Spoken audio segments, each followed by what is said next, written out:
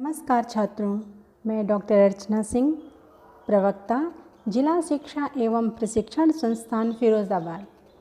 आज मैं कला विषय से संबंधित कठपुतली की कला, जिसे अंग्रेज़ी में पपेट आर्ट कहते हैं, मैं इससे पहले भी कला विषय से संबंधित कई वीडियोज़ बनाकर प्रस्तुत कर चुकी हूँ, जिसमें मैंने कई भारतीय चित्रकार, मूर्तिकार, भारत की लोकप्रिय कला शैलियाँ जैसे कि लोक कला, पक्व मृत्तिका कला, जिसे टेराकोटा भी कहते हैं, आदि विषयों पर जानकारी आप लोगों को वीडियो के माध्यम से दे चुकी हूँ। आज हम बात करते हैं कठपुतली की कला के बारे में। जैसा कि आप लोग जानते ही हैं कि इस कला के द्वारा किसी भी विषय को सरल एवं रुचिपूर्ण बनाकर प्रस्तुत कर सकते हैं, जिससे बच्चे खेल खेल में अपने अधिगम क्षमता को विकसित कर सकते हैं और इस कला के माध्यम से बच्चों का मनोरंजन के साथ साथ उनके ज्ञान में वृद्धि की अधिक संभावनाएं बनेंगी। साथ ही कठपुतली कला के माध्यम से बालक सीखने में सहज महसूस करेगा। तो चलिए शुरू करते हैं कठपुतली की कला के बारे में कुछ बातें। कठपुतली, जैसा कि इसको पपेट आर्ट कहते हैं, तो इसके बारे में मोस्टली लोग जानते होंगे। जो हमारे बड़े बुज़ुर्ग हैं, वो जब हमारे यहाँ टेलीविज़न वगैरह या फिर मोबाइल वगैरह नहीं थे, तो एक कठपुतली की कला जो मनोरंजन का साधन हुआ करती थी। भारत में कठपुतलियाँ और कठपुतली बनाने की कला संसार भर में प्रसिद्ध हैं। यहाँ की बनी छोटी बड़ी कठपुतलियाँ विदेशी पर्यटक बड़े चाव से अपने साथ ले जाते हैं। विश्व भर के संग्रहालयों में भारत की कठपुतलियाँ रखी गई हैं। चाहे किसी भी संग्रहालय की बात करिए, जैसे कि national gallery of modern art और भारतीय संग्रहालय कोलकाता, ऐसे हर राज्य में जो बड़े बड़े संग्रहालय हैं, उसमें अन्य कलाओं के साथ साथ कठपुतलियों की भी एक सिंबल, एक कठपुतलियों का भी एक एरिया रिज़र्व रखा गया है, जिसमें इस कला के माध्यम से लोगों को अवगत कराया जाता है। दूरदर्शन और फिल्मों के जरिए भी कठपुतली खेलों से मनोरंजन किया जाता है। कठपुतली का प्रयोग शिक्षा और प्रचार प्रसार के माध्यम के रूप में भी विगत अरसे से बहुतायत हुआ है। विदेशी मेहमानों और प्रतिनिधि मंडलों को जब भी हमारे देश की ग्रामीण लोक कलाओं से परिचित कराया जाता है, तब यहाँ की कठपुतलियाँ अवश्य दिखाई जाती हैं। ग्रामीण लोक कला के रूप में कठपुतलियों का महत्व हमारे आम जनजीवन में जितना बढ़ा हुआ है, वहीं कठपुतली बनाने वालों की दशा बहुत गिरी हुई है, यानी बहुत दयनीय स्थिति है उनकी। हो सकता है इसका कारण जो है, आधुनिकता के इस बदलते दौर में मोबाइल, टीवी और अन्य ऐसे संसाधन हैं जो कहा जाए तो ये धीरे धीरे कला विलुप्त होती जा रही है। कठपुतलियाँ बनाने के लिए ये लोग जैसे तैसे आरुडी की लकड़ी की व्यवस्था करते हैं। आरुडू एक प्रकार का पेड़ होता है और इसकी लकड़ी बहुत ही सॉफ्ट होती है, जिसे अच्छे से कार्विंग करके उसका जो है बाह्य आकार निर्धारित किया जाता है। इस लकड़ी की कटाई तथा छिलाई में समय लग जाता है। चूँकि किसी भी अगर हैंडमेड तौर पे किसी भी आर्ट का निर्माण किया जाए, तो उसमें समय तो लगता ही है। तो इसी प्रकार कार्विंग करके जब फेस तैयार करते हैं या बॉडी स्ट्रक्चर तैयार करते हैं, तो इस कठपुतली के आर्टिस्ट को काफ़ी टाइम लगता है। औजारों के जरिए इसको कठपुतली का रूप देकर इसे रंगा भी जाता है और सुनहरे वस्त्रों जैसे कि गोटे, किनारी की चुनरी, घाघरा पहनाकर, दाढ़ी मूछ लगाकर या अन्य आवश्यक साज सामान से युक्त किया जाता है, यानी उसको डेकोरेशन के द्वारा सुंदर एवं आकर्षक बनाया जाता है। तांबे का गोटा, जैसे कि ओरिजिनल तांबे का गोटा बाज़ार में बहुत कॉस्टली मिलता है, तथा जब वो कॉस्टली मिलेगा तो जो आर्टिस्ट काम करने वाले हैं तो उतना उनका लागत ज़्यादा आ जाएगी।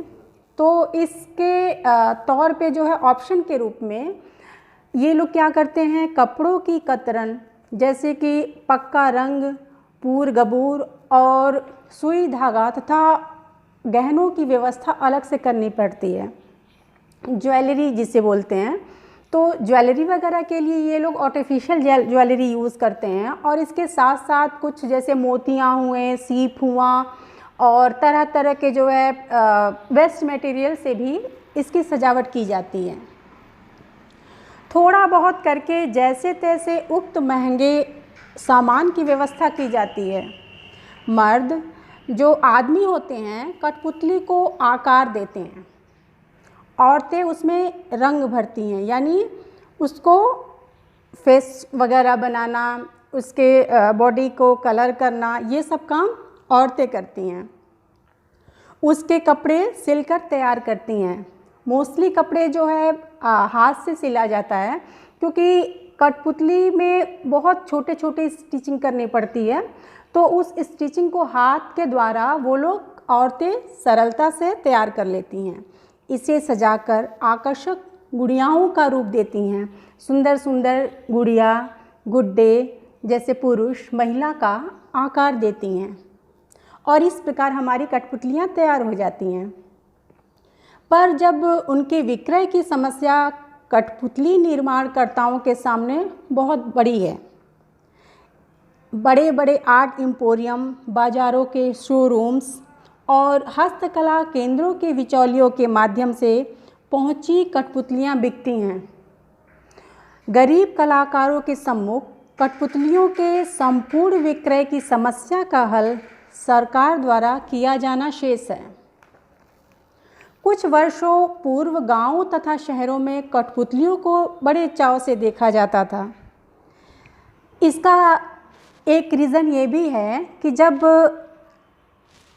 हमारे देश में मोबाइल वगैरह या टेलीविज़न वगैरह ये सारे माध्यम नहीं थे मनोरंजन के, तो कठपुतली ही एकमात्र मनोरंजन का साधन हुआ करता था। लेकिन आज के समय में स्थितियां बहुत बदल चुकी हैं। गांव के कुछ समर्थ लोग कठपुतली के खेलों की व्यवस्था रात के समय चौपाल पर किया करते थे। लालटेनों की स्लो रोशनी में कठपुतलियों का खेल जो है बहुत जमता था, बहुत इंजॉय लोग करते थे।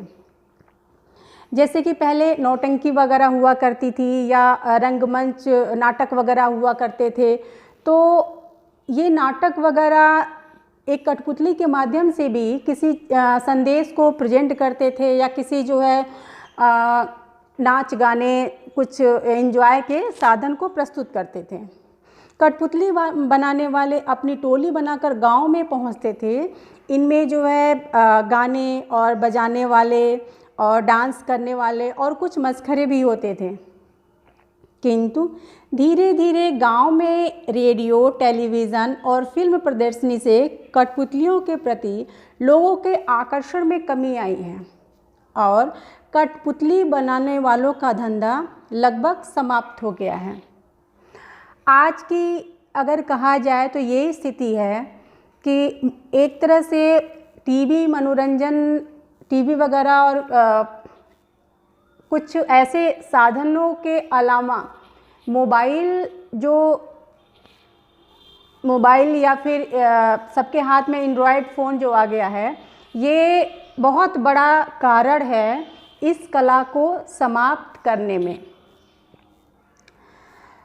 भारतीय कठपुतली कला के विश्वविख्यात जादूगरों के पास आज ना अपने घर हैं और ना रोजगार के साधन। शिक्षा के अभाव में इनके परिवार या बच्चों का भविष्य भी असुरक्षित है। कठपुतली के ज़रिए लोक रंजन करने वाला कलाकार, लोक जागरण और लोक सुधार का संदेश देने वाला कलाकार एक अंधेरे भविष्य की ओर बढ़ रहा है। यह कला लगभग समाप्त सी होती हुई दिख रही है। कठपुतली कलाकारों की तरक्की के कारगर कदम उठाकर केंद्र तथा राज्य सरकारें इनके जीवन को सही दिशा दे सकती हैं। राष्ट्रीयकृत और सहकारी बैंकों से लंबी अवधि के ऋण उपलब्ध करा के उन्हें अपने कलात्मक कार्य को आगे बढ़ाने के लिए प्रेरित किया जा सकता है। कठपुतली कला को लोकप्रिय बनाने के लिए सरकार की ओर से एम्पोरियमों की भी व्यवस्था की जानी चाहिए, जहां ये लोग अपनी कलाकृतियां बेचकर यथासमय रकम प्राप्त कर सकें। लघु उद्योग और निगम और दूसरे विभाग भी इस दिशा में समुचित कदम उठा सकते हैं।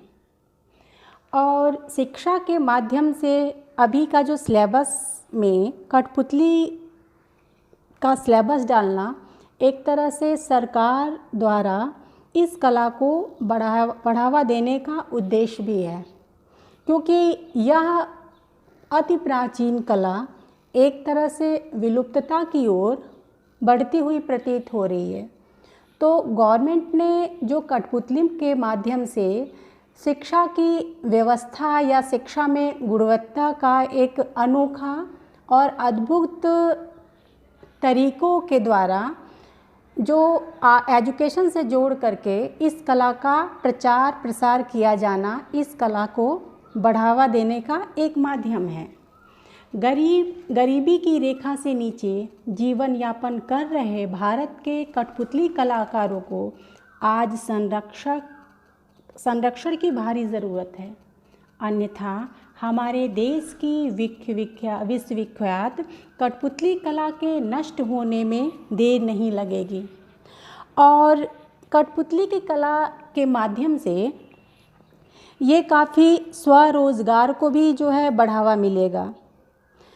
कलाकार अपने साथ साथ कई लोगों को जोड़कर इस स्वरोज़गार से जोड़ करके कई लोगों को रोज़गार भी दे सकते हैं। तो एजुकेशन के माध्यम से ही जो है इस कला को बढ़ावा देने का कार्य हमारी सरकार कर रही है, जो बहुत ही अच्छी सोच है। और अब इस कठपुतली की कला के माध्यम से इस विषय पे थोड़ा बहुत जो मैंने प्रकाश डाला, आगे हम किसी और कला विचार विमर्श या किसी चित्रकार के बारे में नेक्स्ट वीडियो में हम बात करेंगे। तब तक के लिए बस इतना ही। धन्यवाद।